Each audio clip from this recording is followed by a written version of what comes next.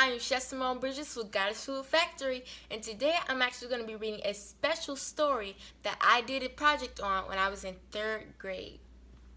This book is called Sojourner Truth, Speaker for Equal Rights by Chris Anderson. So I actually have 3 questions that I want you guys to answer, and you could possibly put them down in the comment section down below. Question number 1, who did not have equal rights when Sojourner Truth was born?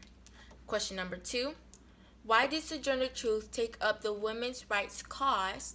And question number 3, why do you think that Sojourner Truth fought so hard for the rights of others?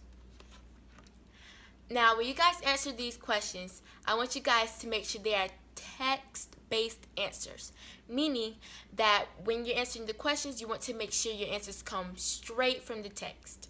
So let's get into this wonderful story, Sojourner Truth, Speaker for Equal Rights. Sojourner Truth was a woman who fought for equal rights for all people. When she was born, many African Americans were enslaved. Women did not have the rights they have today. Sojourner Truth herself was born enslaved in New York in 1797. Her name was Isabella Baumfree. She was separated from her parents early in life. From 1810 to 1827, she worked as a slave on the estate of John Dumont. She was married and had 5 children.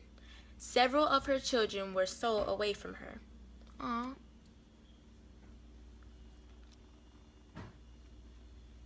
In 1827, New York freed all African Americans born before 1799. Sojourner Truth knew that Dumont would not free her, so she ran away with her only baby. A couple who did not believe in slavery took her in with her baby and treated her well. She went to court right away to get her son Peter back from a slave owner in Alabama. After more than a year, she won the case and had her only son back. She decided to move her family to New York City. Then she changed her name from Isabella to Sojourner Truth. She began to travel as a speaker who would help other people to have courage.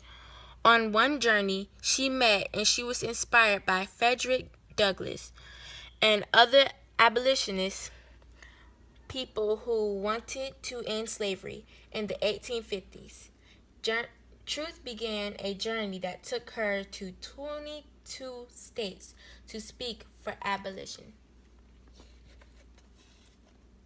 Wow, that's a lot. In 1850, Sojourner Truth published her autobiography. She supported herself by selling copies of her book. A friend helped her write it because Sojourner had never learned to read or write.